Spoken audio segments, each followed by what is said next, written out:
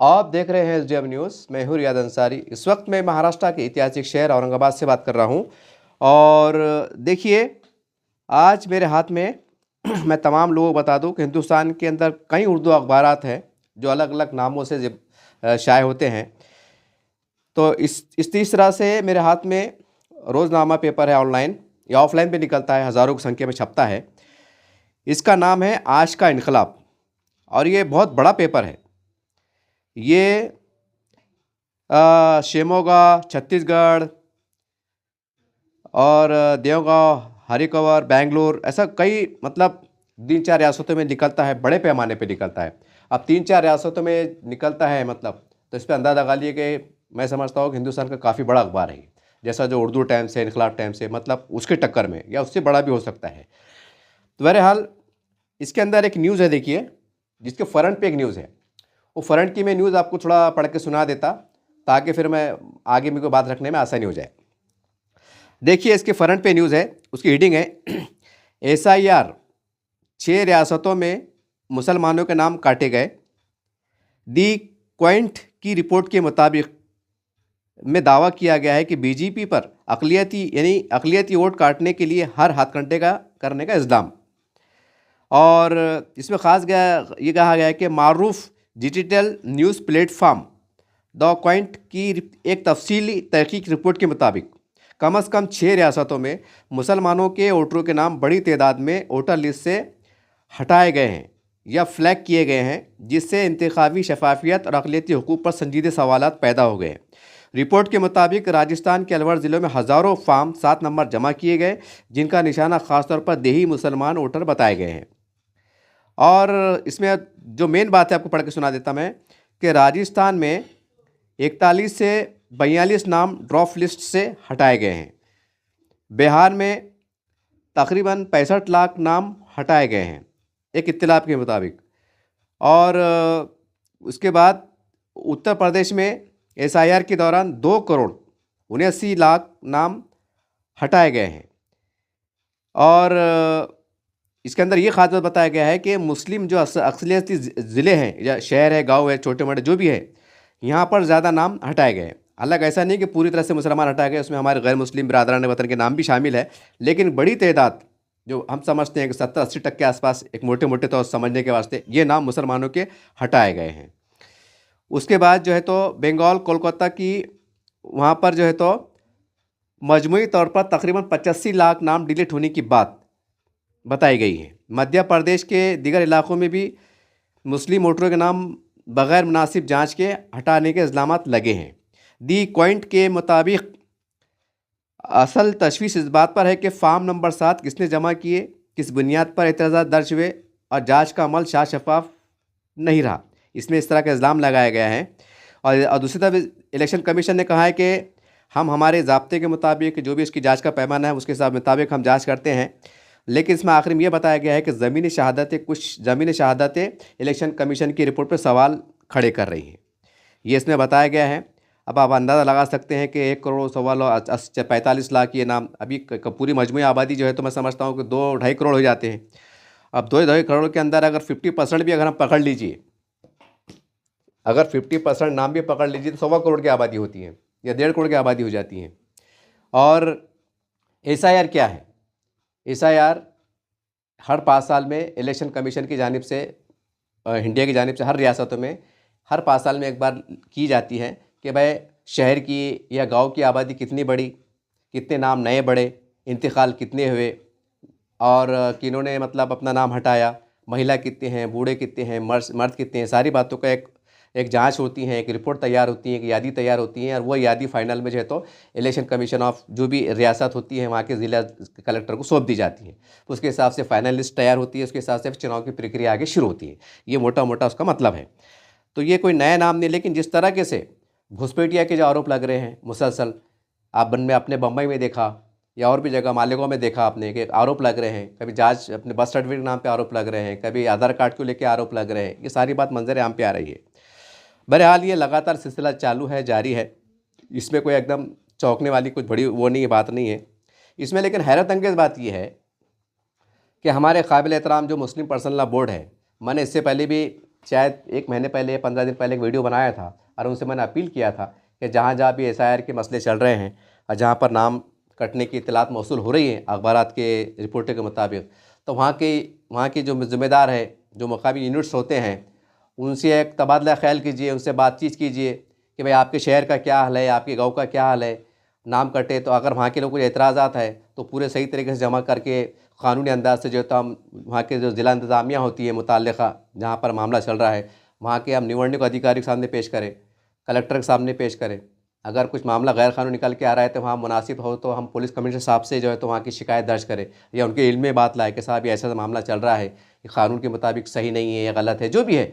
ये जो है तो इस वक्त हमारे देश के अंदर, भारत के अंदर सबसे ज़्यादा अगर कोई काम करने की ज़रूरत है तो SIR के ऊपर मेहनत करने की ज़रूरत है कि इसमें नाम किस तरह से काटे जा रहे हैं। हाँ, अगर वो सही है, डबल नाम अगर आ गए हैं, वो काटे जा रहे हैं तो बिल्कुल सही बात है, कट हो जाना चाहिए। किसका इंतकाल हुआ है, उसका नाम अगर यादी के अंदर है तो बिल्कुल हटना चाहिए कानून के हिसाब से।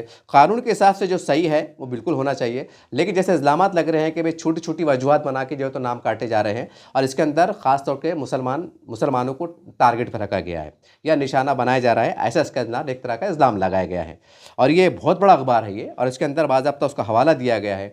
लाखों लाखों के आंकड़े निकल के आ रहे हैं। और बड़े अफसोस की बात है कि इसके अंदर जो है तो मुस्लिम तंजीमें के जो जमातों के ज़िम्मेदार हैं अल्हम्दुलिल्लाह हमारे, हालांकि ये कोई इनसे कुछ बदगुमानी नहीं है।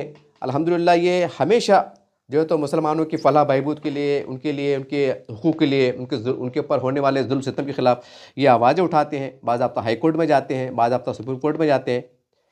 हैरान कुन बात यह है कि SIR को ये इतने हल्के में क्यों ले रहे हैं।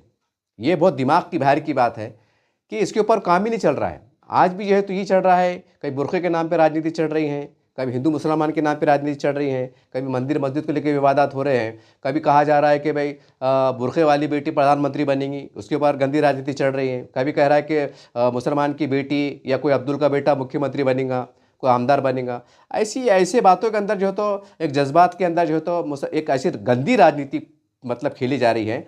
लेकिन जो मुसलमानों के बुनियादी काम होना चाहिए कानूनी एतबार से, उसके ऊपर कोई भी काम नहीं कर रहा।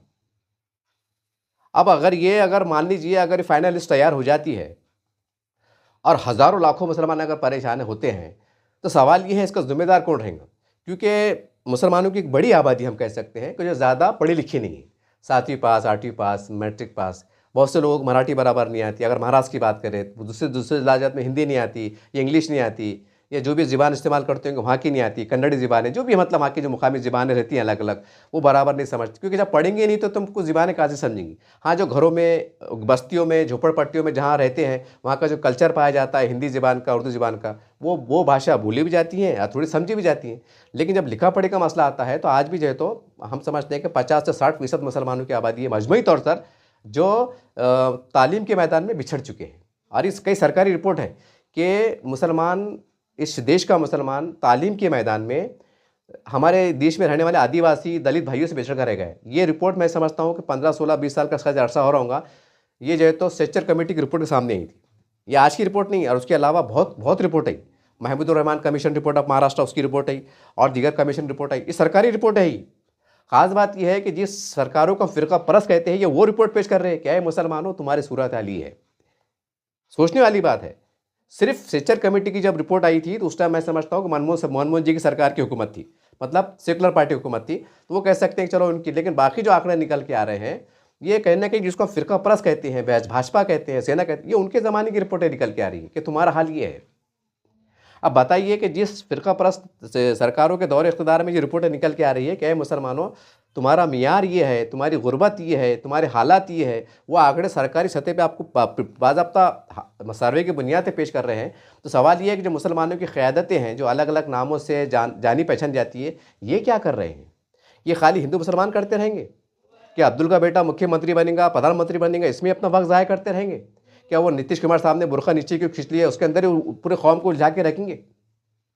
वो दायरे से बाहर नहीं आएंगे? कैसी राजनीति चल रही है यार? क्यों मुसलमानों को जो है तो तबाह करने का ये मतलब ये मामला बना रहे हैं, अजीब गरीब बना रहे हैं। एक तरफ नफरत की राजनीति ऐसी कर रहे हैं कि हमारे लाखों करोड़ों हिंदू भाइयों के दिल में ऑटोमेटिक दूरियां बढ़ रही हैं, उनको गलत फहमियाँ बढ़ रही हैं, नफरतें बढ़ रही हैं। हद तो यह हो गई है कि दाढ़ी की टोपी के नाम पे मार दिया जा रहा है। अभी पेपर में 2 दिन पहले आया कि भाई एक मौलाना साहब जो है तो ट्रेन में सफ़र कर रहे थे, उनको मारा, गाड़ी टोपे देके मारा, पेपरों में छपा हो। तो ये क्यों हो रहा है? ये आज से 10, 15, 20 साल पहले क्यों नहीं हुआ था? आज क्यों हुआ है? कोई तो वजह होगी।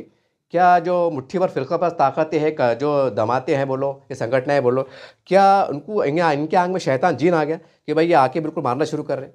उसके पीछे कोई तो रीज़न होगा। रीज़न साफ़ है कि हमारे पास के कुछ मुसलमान के नेताओं ने जो है तो इस तरह के बयानात दिए जा रहे हैं, ऐसी तशवीशनाक बातें की जा रही हैं कि ऑटोमेटिक जो है तो उनको क्या बोलेंगे, सियासी लड़ाई करने, झगड़ा करने का मौका फ़राहम हो जा रहा है। मतलब कहीं न कहीं बड़ी जो गलतियाँ हैं वो मुसलमानों की तरफ से हो रही है और उसका फ़ायदा वो उठा रहे हैं। ये पेपरों में भी आ रहा है, ये जग ज़ाहिर हो रहा है। लेकिन उसके बाद भी जो है तो बड़ी-बड़ी जो मुसलमानों की जो ज़िम्मेदार क़यादतें हैं, जिस तरीके से उन्होंने मदाखलत करना चाहिए अच्छे अंदाज़ से, वो कर नहीं पा रहे हैं। तो क्या इसका मतलब ये नहीं कि आने वाले वक्तों में लाखों करोड़ों मुसलमानों को जो है तो परेशानी का सामना करना पड़ेगा या होने वाला है, शुरू हो चुका है। ये वीडियो बनाने का मेरा मकसद ये था कि इतनी बड़ी रिपोर्टें बाज़ाब्ता बरसूख ज़राए से हवाले से इस अखबार में छापा गया है। तो और ये छापा गया है तो ऐसा नहीं है कि ये आजकल की रिपोर्ट है कि चलो भाई कल परसों की रिपोर्ट है, भाई जमात के ज़िम्मेदारों को मालूम नहीं पड़ा होगा, वो बाद में होश में आएंगे, उनकी स्टडी करेंगे, सही है झूठ है तहक़ीक़ करेंगे, बाद में शायद वो भी मैदान में आएंगे। हो सकता है अगर ऐसा कोई बात होती तो। ये 4-6 महीने से मामला चल रही है और उसके वास्ते जैसा मैंने एक मशवरा भी दिया था नाक़िस कि भाई अगर यूपी के अंदर है, जहाँ-जहाँ अज़ला जात में ख़बरें मौसूल हो रही है, तो वहाँ के जो है तो हमारे मुस्लिम पर्सनल लॉ बोर्ड के ज़िम्मेदारों का काम है कि वहाँ का जो है तो हम जायज़ा लें। वहाँ के जो मुसलमानों के छोटे-बड़े लीडर जो शहरी सतह के होते हैं या वार्ड सतह के होते हैं, महल्ले जाती सतह पे होते हैं, उनसे राब्ता कायम करें कि वहाँ के जो मस्जिद के ज़िम्मेदार के उलमा इकराम होते हैं मुक़ामी सतह के, उनसे राब्ता कायम करें। क्योंकि हम समझते हैं कि जमात इस्लामी हिंद है, जमीयत उलमा हिंद है, अशरफ बंदी साहब है, महबूब बंदी साहब है, इनकी यूनिटें काम करती हैं। हर स्टेट में हैं, लगभग हर ज़िले में पाई जाती हैं। थोड़े बहुत कम ज़्यादा क्यों ना हो लेकिन पाई जाती हैं। हम इस यूनिट से हम राब्ता कायम करें कि भाई आपके शहर की सूरत हाल क्या है? इसमें सच्चाई क्या है, झूठ है कि सच है? उसके आंकड़े जमा करके जो है तो हमको सरकार से नुमाइंदगी करें। लेकिन ये मामला हो नहीं पा रहा है। इसमें कोई शक नहीं कि जमीयत उलमा की तरफ से कई बार जो है तो इसके बारे में बेदारी मुहिम चलाई गई, अल्हम्दुलिल्लाह वो भी अखबार में छपा है। ये भी लोग कोशिश कर रहे हैं। लेकिन ये आप खाली अपने अपने आपस में मीटिंग कर ले रहे हैं, चाहे मस्जिद में बैठ के बोलो या कोई हॉल में बैठ के बोलो या आपके ऑफिस में बैठ के बोलो, या आपस में जो है तो आप एक तरह की बातचीत कर रहे हैं कि भाई इसके अंदर ऐसा करो वैसा करो। लेकिन जहाँ नाम काटे गए हैं उसके बारे में ज़िला इंतज़ामिया से कोई एक माहिती अधिकार रहता है या कोई एक कानूनी तरीके से कोई बातचीत मालूम करने का तरीका रहता है, वहाँ के इंतज़ामिया से बात करना है कि भाई आखिर क्या वजह है, वो वजूहत क्या हमें बताई जाए। अगर वाक़ई वो आप सही तरीके से काटे जा रहे हैं तो हम उसको वेलकम करेंगे। लेकिन जैसे अब खबर महसूस हो रही है कि मुसलमानों के नाम लाखों की संख्या में काटे जा रहे हैं ज़रा सी मामूली सी गलती के ऊपर, जो भी टेक्निकल गलतियाँ हैं, तो भाई ये अगर आने वाले वक्तों में अगर इनको दोबारा मौका फ़राहम नहीं हो सका या इनको ताख़ीर हुई, तो आने वाले वक्तों में अगर चुनाव आ गए तो ये लाखों लोग महरूम हो जाएंगे। अब ज़ाहिर सी बात है एसआर चलेगा, फिर इनके ऊपर डिले होते अगर मान लीजिए 2-3 साढ़े 3 साल के बाद फिर लोकसभा इलेक्शन है पूरे मतलब भारत के अंदर, अगर इनको अगर या अभी आने वाले वक्तों में शायद यूपी में चुनाव होने वाले हैं, साल सवा साल जो भी 1.5 साल के अंदर होने वाले हैं। अगर ये लोगों को अल्लाह ना करे अगर इनको वोट डालने का मौका नहीं मिला और ये सोच के अगर इनको रोका गया कि जब तक इनकी जांच पूरी नहीं होती है तो इनको इस टेम्परवरी जो है तो इनको वोट डालने से हम मतलब इनको वोट डाल नहीं सकते कोई भी पार्टी को, इनको इनके नाम को ब्रेक किया जाता है और ये लाखों मुसलमान हैं। तो जाहिर सी बात है इसका जो है तो इलेक्शन पर क्या असर पड़ेगा। तो ये हमारे बड़ों को समझ में क्यों नहीं आ रहा, जबकि बीजेपी पार्टी ऐसी है कि जो बोलती है वो करती है। ये जग ज़ाहिर है, ये ज़ुबान के धनी होते हैं और क़ानून कायदे के साथ काम कर रहे हैं, क़ानून की चौकट में रह के काम कर रहे हैं। ऐसा नहीं कि ज़बरदस्ती भाई मुसलमानों को नाम काटने में लगे हुए, ऐसा नहीं है। कुछ टेक्निकल गलतियाँ पाई जा रही हैं, कुछ कमियाँ पाई जा रही हैं, उसके आधार पे क़ानून के हिसाब से काम किया जा रहा है। लेकिन अगर टेक्निकल गलती है तो गलती है ना, वो गलती को सुधारा भी जा सकता है। तो गलती को सुधारा कब जाएगा कि जब वो गलती आपके सामने है। अब ज़ाहिर-सी बात जिसके नाम कट रहे हैं बहुत से लोग तो हाथ मज़दूर हैं। कोई मतलब पेट भरने के लिए मतलब यूपी के सैकड़ों लोग जो है तो बम्बई में आ जाते, साल में 2 मरतबा जाते, कोई ईद कोई रमज़ान के टाइम जाता, कोई ऐसा बीच में छुट्टियाँ में शादी ब्याह के मौके पे जाते, मतलब फिर पेट भरने को जाते, फिर अपना चलते रहता। अब घर का ज़िम्मेदार पढ़ा लिखा अफ़राद अगर बम्बई में है और उसके औरत बाल बच्चे ज़्यादा पढ़े लिखे नहीं है और उनके घर के नाम कट रहे होंगे तो वो बेचारों को क्यों फैमिली को क्या मालूम कि हमारा नाम कट गए। वो तो ये खुशफ़हमी में मुब्तला है कि हमारे पास इलेक्शन कार्ड भी है, हमारे पास आधार कार्ड भी है, हमारे पास राशन कार्ड भी है या जो भी दस्तावेज़ उनके पास है, वो ये सोच के मुतमईन होंगे। लेकिन उनके नाम अगर उसमें है नहीं उड़ रहे तो इनको ये मालूम कैसा पड़ेगा। तो सवाल ये है कि कम से कम उसका कोई तरीक़ाकार निकाले कि जिसके नाम कट रहे हैं वो कौन से एरिए के हैं, वो कौन से ज़िले की है, कौन से गाँव की है। अगर मान लीजिए कोई गाँव के अंदर अगर मान लीजिए 10,000 नाम काटे जा रहे हैं, तो वहाँ के जो मुकामी यूनिट्स होते हैं, जमीयत उलमा के बोलो, मुस्लिम पर्सनल बोर्ड की बोलो, कुछ सियासी लीडरान की बोलो, कि उन्होंने एक कैंप लगाना कि भाई शहर के अंदर जो तो 10,000 नाम काटे गए हैं और ये हमारे पास हमने उसकी ज़ेरॉक्स निकाले हैं, तो बराए मेहरबानी मोहल्ला वाइज़, वार्ड वाइज़, गली वाइज़ टेबल लेके बैठना और बोलना कि भाई अपने-अपने नाम आके चेक कर लो। अगर आपके नाम इसका नहीं है, तो फिर हम उसका डबल से फॉर्म भर के उसका तरीक़ेकार क्या होता है कानूनी जो है, तो उसकी नुमाइंदगी करना, उसकी रहबरी करना, ये है काम करने का। हिंदुस्तान में इससे बड़ा अज़ीम काम कोई नहीं है। लेकिन हमारे पास ऐसा चल रहा है कि भाई जब तक अब्दुल का बेटा मुख्यमंत्री नहीं बनेगा, अरे क्या उखाड़ लेंगे, कि इससे पहले क्या राज्यपाल मुसलमान नहीं बने, कि आरिफ खुर्शीद नहीं बने, मोहम्मद आरिफ साहब राज्यपाल नहीं है, कि महाराष्ट्र में अब्दुल रहमान अंतुरे साहब मुख्यमंत्री नहीं बने थे, कि मुफ्ती साहिब जो है तो गृह मंत्री भारत के नहीं बने थे, क्या बहुत से मुसलमान नेता नहीं बने हुए है ना। लेकिन जो बनते हैं तो क्या अपने बाप का राज चढ़ा क्या, कुछ भी बोलते हो वो अब्दुल का बेटा बन जाएगा, तो क्या तुम पाकिस्तान में बांग्लादेश में बन जाएंगे तो क्या कर लेंगे, कानून बदल देंगे कि संविधान बदल देंगे। एक तरफ बोलते हैं हम संविधान बचाने की बात कर रहे हैं, एक तरफ बोलते हैं संविधान को बचना चाहिए, और एक बोलते हैं कि हम ये बन जाएंगे तो क्या करेंगे तुम। अरे अगर गलती से अगर तुम बन भी गए किस्मत से, तो कानून की चौकट में रह के काम करना पड़ेगा ना। और ये भी तारीख रही कि अगर मुसलमान का कोई नेता बड़े पद पे जाता है, तो वो इतना बेबस, इतना मजबूर होता है कि उसके मुकाबले में एक नगर सेवक तो भी डेयरिंग से काम कर लेता है, लड़के झगड़ के बिगड़ के। नगर सेवक एक तरफ अगर आज की सूरत हाल ये अगर मुख्यमंत्री मुसलमान बन गया, तो वो इतना मजलूम बेबस होता है कि उसके सामने एक मामूली सा ग्राम पंचायत का मेंबर बोलो, नगर सेवक ताकतवर रहता है कि रफ एंड टफ में बोल देता है, साहब मेरा काम नहीं हो रहा, बताइए काम नहीं हो रहा। लेकिन मुख्यमंत्री साहब को पूरे राज्य को संभालना पड़ता है। ज़रा सी गलती होगी तो भाई ये तबका नाराज़ हो जाए, वो समाज नाराज़ हो जाए, वो पार्टी नाराज़ हो जाए, कोई अलायंस की सरकारें रहती है, सबको झेलना पड़ता, सबकी वाह वाह करना पड़ता, सबकी जो हुजूरी करना पड़ता, बेचारे वो चाह के भी कुछ नहीं कर सकते। ये आज की सूरत हाल। बहरहाल मैं आपको तमाम ज़ाविये से छूते हुए इसलिए ला रहा हूँ कि हमारे जो मुस्लिम पर्सनल लॉ बोर्ड है, या हमारे जो सियासी जो पार्टी के मुसलमान के लीडर है, जो हर पार्टी के अंदर पाए जाते हैं, छोटी बड़ी पार्टी में पाए जाते हैं, तो भाई आप कब काम पे लगेंगे? क्या आप खाली ये बात का इंतज़ार करेंगे कि भाई साल 1.5 साल के बाद यूपी में चुनाव आने वाले हैं, हम योगी जी सरकार को गिराने वाले हैं, हम ये करने वाले हैं, बीजेपी को सुपड़ा साफ करने वाले हैं, बस ये राजनीति में लगे हुए रहते। कोई कानून से कायदे से अगर कुछ नाम काटे जा रहे हैं और उसके अंदर कुछ गलतफहमियाँ पाई जा रही हैं या कुछ टेक्निकल बातें निकल के आ रही हैं, तो ये लाखों मुसलमानों की रहबरी करने का तुम्हारा अखलाकी फ़र्ज़ नहीं है? क्या बस ये तुम्हारा एजेंडा है कि हमने उसको उखाड़ना है, उसको सुलाना है, और लाखों मुसलमान जो सोने वाले हैं तो उसका क्या? ये तबाही बर्बादी का शिकार होने वाले उसका क्या? इसके पास कोई एजेंडा है? एजेंडा है? कुछ भी नहीं है। आज भी देखो, आज दो दिनों से पहले यूपी के अंदर जो है तो उत्तर प्रदेश में और एक जो है तो मदरसे पे बुलडोज़र चला। मदरसे पे बुलडोज़र कार्रवाई चल रही है, मस्जिदों पे कार्रवाई चल रही है, आर्थिक निर्माण के नाम पर, सरकारी ज़मीन के नाम पर ये काम हो रहा है।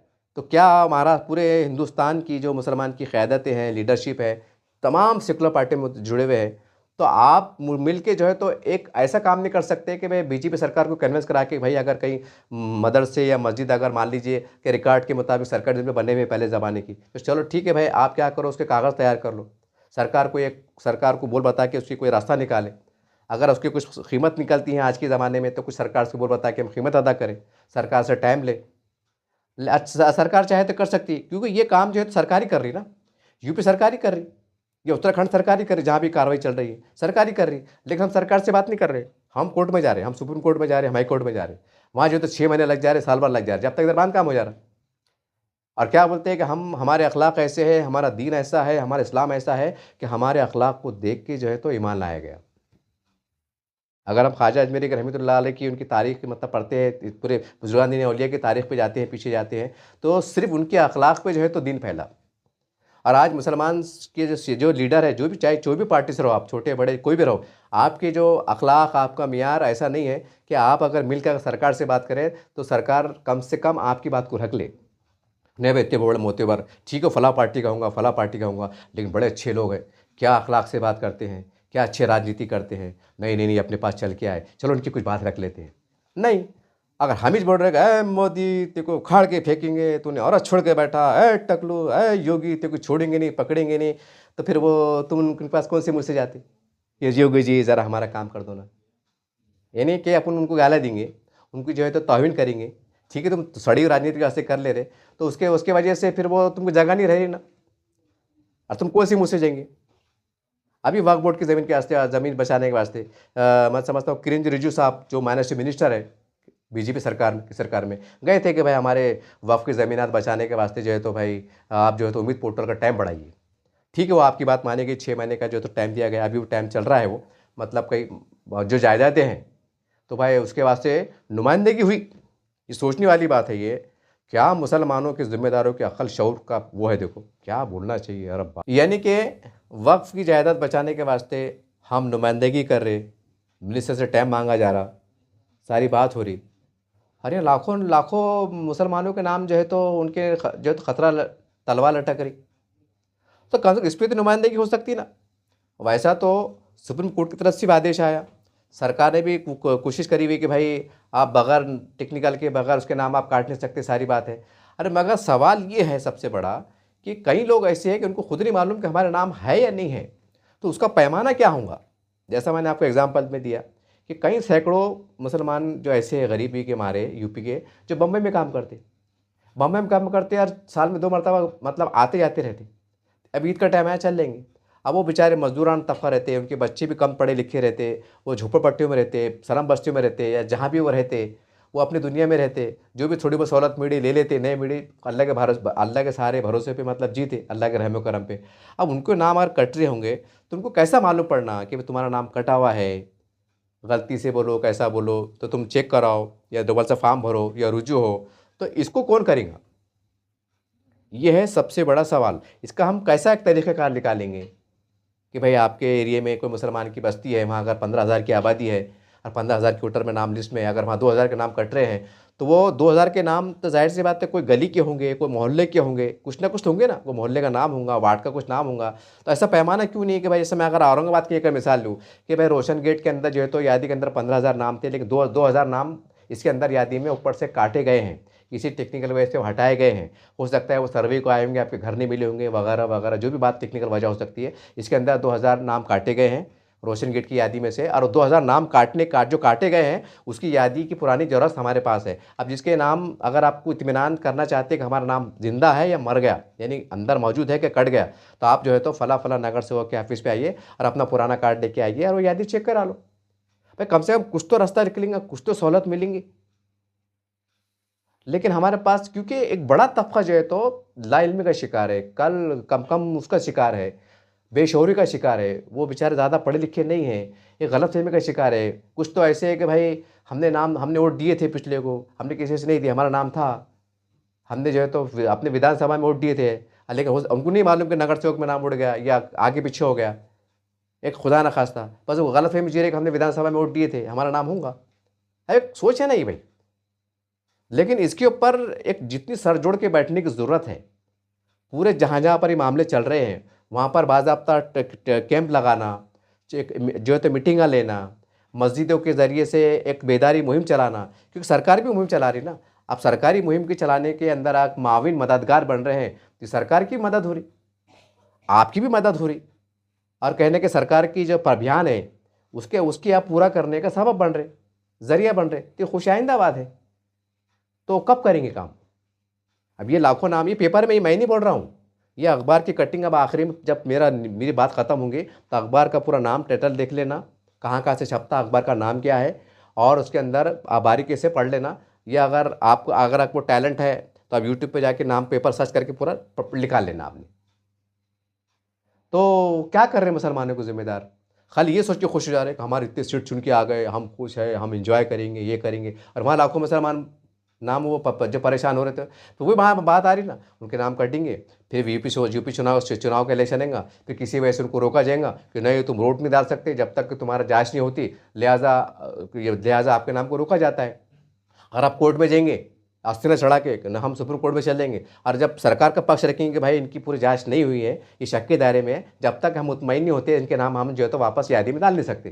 तो कोर्ट जज साहब ये बोलेंगे नहीं नहीं नहीं नहीं नहीं, इतने बड़े मौलाना लोग आए बेचारे, जमात के जिम्मेदार है, ऐसा मत करो योगी सरकार, ज़रा इनको माफ़ कर दो, इनको ज़रा अंदर ले लो, ऐसा बोलेंगे वो। अरे बड़े मदरसे बुल्डर चल जा रहे यार, 40-50 साल के ये जो है वो उस पर चल जा रहे, कॉलोनी पे इधर चल जा रहे, क्योंकि बोले वो तुम्हारे पास कागज़ नहीं है, तुम्हारे पास ये नहीं, ये पिछड़ में चल रहा है। उसके बाद भी जो है तो आप कौन सी गलत शिकार है कि ये नाम वापस आएंगे बोल के। बस सुप्रीम कोर्ट की तरफ से फैसला आ गया कि भाई आप नहीं काट सकते, कि वही गलत फहमी में शुमार है क्या। अरे सुप्रीम कोर्ट ने आपको राहत दिया है, तो सवाल ये, अगर हमारे नामों में गलतियाँ है तो नाम गलत है कि सही है, उसका हम पैमाना जस्ट तैयार कैसा करेंगे? हम समाज को कैसा बता पाएंगे? उनको जांच का पैमाना हम क्या तय करेंगे? उसकी सूरत हाल क्या रहेंगी? हम सरकार से, मुताल्लिक़ा इंतज़ामिया से उसके बारे में हमारा जो टचअप रहेगा, बातचीत रहेंगी, वो किस तरह से रहेंगी? हमको उनसे मिलकर हम किस तरह अभियान को पूरा कर सकते हैं ताकि गवर्नमेंट को भी गलतफ़हमी ना हो, ज़िला इंतज़ामिया को भी गलतफ़हमी ना हो और हमारा काम भी आसान हो जाए।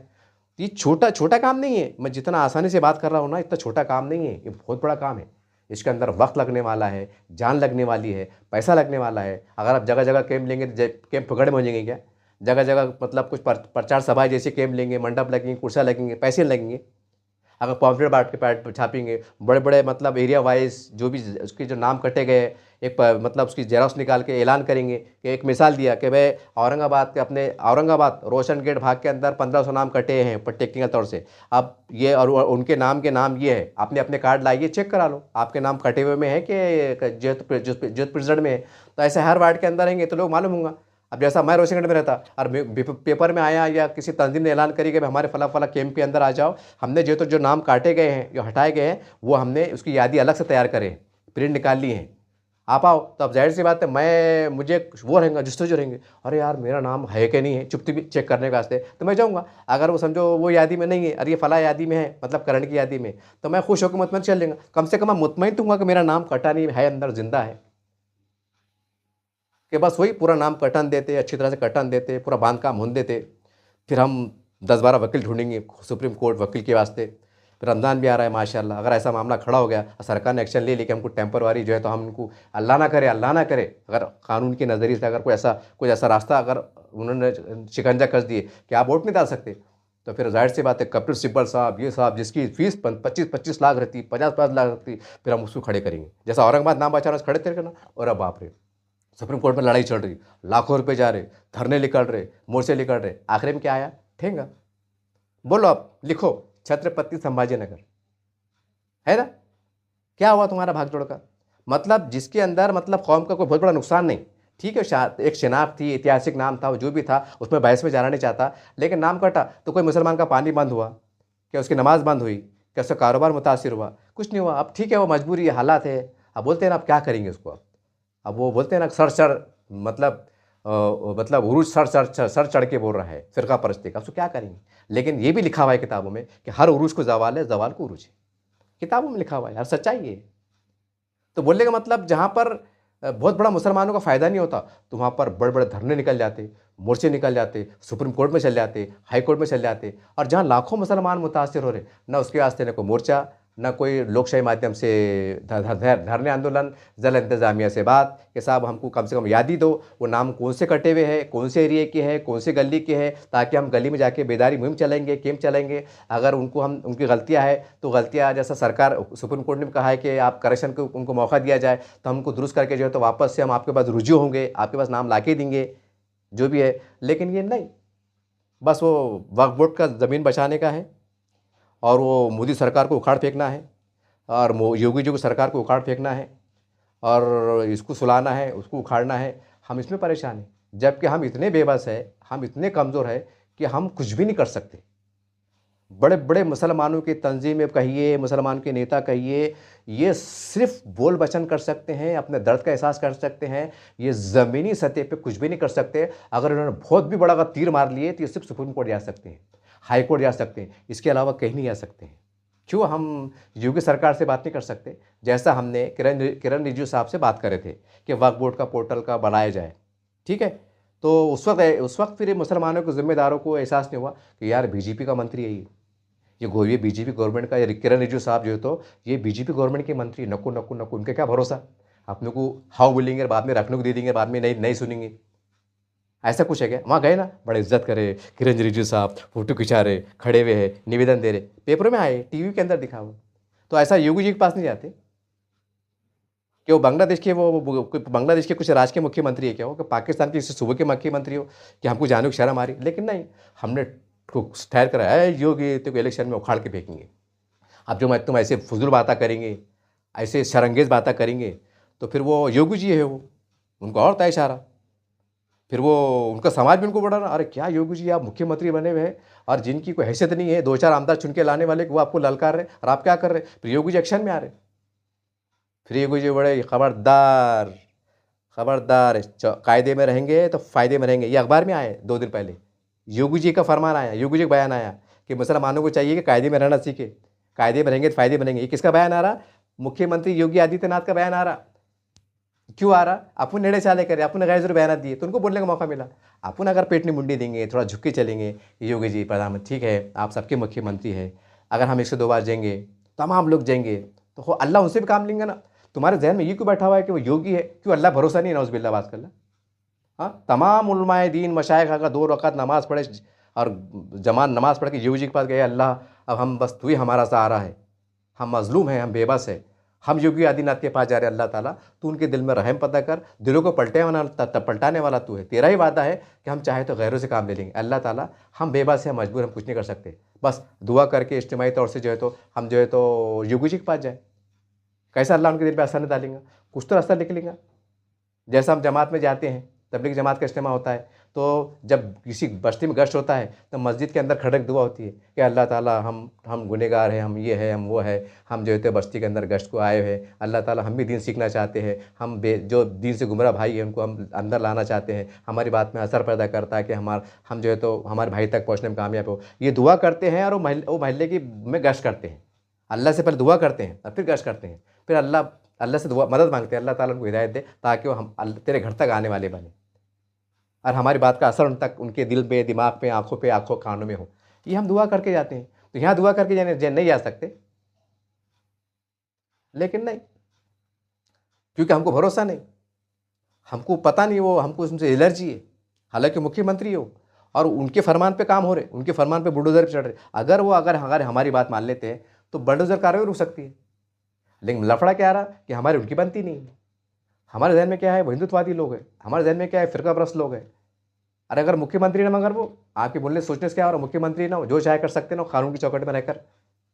लेकिन अगर मसला वही आ रहा आखिरी में कि जैसा हम सेकुलर पार्टी से प्यार करते हैं, उनको वोट देते, चुना के लाते, तो उनकी बीजेपी की मंशा भी वही है कि मुसलमान हमारे साथ जुड़ जाए। लेकिन हमारे बड़ों को भी समझ में नहीं आ रहा कि कम से कम बात तो करो। ठीक है, आपकी बात नाकाम हो जाएंगी, आपकी बात नाकाम हो जाएंगी, तो कम से कम प्रेस से आके बात 25 करोड़ मुसलमानों को मुखातिब होकर तो बात करो। क्या है मुसलमानों, हम योगी जी के पास गए थे, मोदी जी के पास गए थे, मोहन भागवत साहब के पास गए थे, 2 रकात नमाज़ पढ़ के गए थे कि अल्लाह ताला ने दिलों से काम ले लिया। हमने हमारे मुतालबात को रखे, हमारे मंशूर को रखे कि भाई आपको क्या करना है करो, लेकिन हमारी शरीयत है, हमारी ख़बरस्तान है, ईदगाह है, मस्जिद, ऐतिहासिक मस्जिद है, जो भी है, ये इस मामले के अंदर आप क़ानूनी तौर से हमारी मदद करें, आप इसके बारे में आप शिकंजा कसे। जो आपकी फ़िरका परस्त चंद जो लीडर है, जो बेलगाम घोड़े हैं, उनके ऊपर लगाम डालने का काम करे। ऐसे डायलेक्ट करेंगे और बदले में अगर हमको उनके साथ जाना पड़े और वो अगर हमारी बात को मानते हैं तो क्या बुरा है? क्योंकि यहाँ भी जो है तो सेकुलर पार्टी में है, रवि साहब है, कांबड़े साहब है, देशमुख साहब है, राव साहब है, ये है ना। ऐसा तो नहीं है कि यहाँ पर कोई अब्दुल्ला साहब है, फारूकी साहब है, निज़ाम साहब है, ऐसा कुछ है क्या? वो है। और इनके दिलों में भी कागज भरा हुआ है। लेकिन ये है, इतना है कि मीठी बात करती है, कड़ू बात करते हैं। अब कैसा समझाना बड़ों को? अरे आपको झुकना ही पड़ेगा ना। अब हालांकि मैं आपको एक मिसाल देना चाहता हूँ इंटरनेशनल, हालांकि ये मुद्दा उस लेवल का नहीं है, लेकिन मजबूरी में दे रहा। फ़लस्तीन पे कितनी बमबारी हुई, हालांकि इजराइल नंगा नाच कर रहा, लाशों हज़ारों लाशें गिर गई, तो आज भी बमबारी चालू है, लेकिन बातचीत कर रहे ना, नीतिन्यायों से बात कर रहे ना, अरब लीग के ज़रिए से, मिस्र के ज़रिए से बात कर रहे हैं कि साहब ऐसा मत करो, ये करो, क्या है क्या नहीं है। कुछ तो अमेरिका, हालांकि अमेरिका के इशारों पे काम हो रहा, तो उसके बाद भी जो है तो मतलब जो भी एक आस के मारे जा रहे कि आप ज़रा अमेरिका साहब थोड़ा सा उनको जो इजराइल को समझाइए, आप आपकी चलती है, आपका कंट्रोल है, थोड़ा करो, कुछ भी हो, एक झूठी आस बोलो, जो भी है, आस के मारे जा रहे हैं ना। हालांकि कितनी ख़तरनाक तबाही हो, यहाँ तो उतनी तबाही भी नहीं है। यहाँ अगर हम वाकई अल्लाह से रुजू होकर अल्लाह से 2 रकात नमाज़ पढ़ के जाएंगे तो क्यों अल्लाह हमारी मदद नहीं करेगा? हम ये बोले नहीं, ये सरकार बदलेंगी तो हाथ 6 दिन आएंगे, क्यों? अल्लाह इनसे काम नहीं ले सकता? अगर हम वाकई अल्लाह को राज़ी करके चले तो अल्लाह इनसे काम नहीं ले सकता? तो कौन सा ईमान है हमारा? नौज़ बिल्लाह माज़अल्लाह। मैं बहुत बड़ी बात कर दिया हूँ, लेकिन सच्चाई है ना। लेकिन क्या करेंगे? मेरे कुछ कुछ कमेंट ऐसे आते हैं कि जनाब आप डरा रहे हैं, आप पे अल्लाह पे भरोसा नहीं है क्या? अल्लाह करने वाला है। अभी 2 दिन पहले ऐसा कमेंट आया, पता नहीं कौन बंदे ने करा, तो मैं इसको ये बोलना, अगर जो अब मैं उस बंदे का जवाब दे रहा हूँ, अभी अच्छा याद आ गया मेरे को। कमेंट डाल क्या करा कि बोले भाई ये आप जो है तो अल्लाह को भूल के बात कर रहे हैं। अरे मैं जो कानूनी तरीके से बात कर रहा, कानून एक अलग चीज़ है, अल्लाह एक अलग चीज़ है, दीन एक अलग चीज़ है, ऐसी गंदी रियासत गंदी राजनीति अलग चीज़ है। अगर जब तक तुमको अल्लाह के भरोसा है तो फिर ये ऐसा है हो रहा, मत भरो फामा, मत जाओ। भाई तुम खुद बोले ना कमेंट के अंदर कि अल्लाह का अल्लाह ही करने वाला है, तो फॉर्म भी मत भरो, राशन की दुकान पे मत जाओ, खुद फरिश्ते घर में लाके अनाज दे देंगे 15-20 किलो गेहूँ। क्या यार, कैसी चौथी पास कौम है अपनी। एक बड़ी तादाद, अरे कुछ तो शौर पैदा करो। अरे कुछ दुनियावी तौर के मामलात को अल्लाह ने एक असबाब बनाया, तरीक़ेकार बनाया, हुक्म दिया कि भाई रोज़ी पाने के वास्ते घर छोड़ो, नमाज़ पढ़ो, मेहनत करो, मज़दूरी करो। ऐसा तो नहीं बोला ना कि भाई नमाज़ पढ़ो, मैं तुम घर बैठे बरसा दूँगा अनाज की बारिश, ऐसा है क्या? कुछ भी अपना बेशऊरी की बात है। अरे थोड़ा बहुत हम भी पढ़े लिखे हैं भाई, हमको भी दीन की मालूमात है। ऐसा नहीं है कि हम ऐसे ही पका-पक भाषण दे रहे हैं। हमने कोई बड़ों से सीखा है, कोई किताबों में पढ़ के सीखा है, उसकी रोशनी में बात कर रहे हैं ना हम। ना तो बैठो आमने-सामने बुलाओ, बता था मैं तुम किताबों के हवाले से।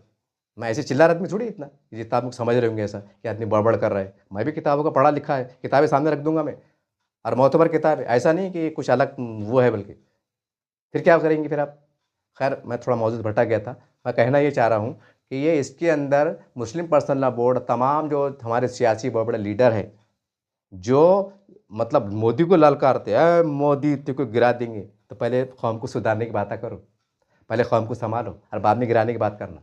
तुम्हारी लाखों की तादाद में अगर कौम पे परेशानी आएँगे ना, क्या करते तुम? अरे एक बुलडोज़र चल रहा है यूपी के अंदर मस्जिद पे, मदरसे पे, तुम वो नहीं रुका सकते। तो क्या हैसियत है तुम्हारी? अरे अगर सही देखा जाए ना, तो मुसलमानों के बड़े लीडरों की 2 कौड़ी की भी हैसियत नहीं है। है ही नहीं ना। इतना बड़ा समाजवादी पार्टी, कितने आमदार है, कितने खासदार है, तो ये आज़म खान जेल में है, वो परेशानी में चल रहे हैं। तो क्या है उनकी हैसियत? है ना, एक सोचने वाली बात है ना, वो चाहे तो क्या नहीं कर सकते। उसकी जगह और आज़म खान की जगह अगर एग्ज़ाम्पल दे रहा कोई अगर यादव साहब रहते थे, कोई जाधव साहब रहते थे, तो कुछ रास्ता नहीं निकल सकता था। कानून की चौखट में रास्ता निकलता नहीं निकलता था, ये मामला चलते रहता था। लेकिन क्या करेंगे? अब कानूनी कार्रवाई चढ़े, हम भी कुछ नहीं बोल सकते। बोलने का मतलब ये है, मैं आपको इन शॉर्ट ये बोला कि जितने बड़े-बड़े मुसलमान के लीडर हैं ना, जब आप कुछ नहीं कर सकते ना, तो क्यों गैर ज़रूरी बातें कर रहे हैं और क्यों कौम को खपाने के धंधे कर रहे हैं? अरे पेट में मुंडी डालो, मीठा बोल के चलो। है, हर उरूज को ज़वाल है, ज़वाल को उरूज है, किताबों में लिखा हुआ है।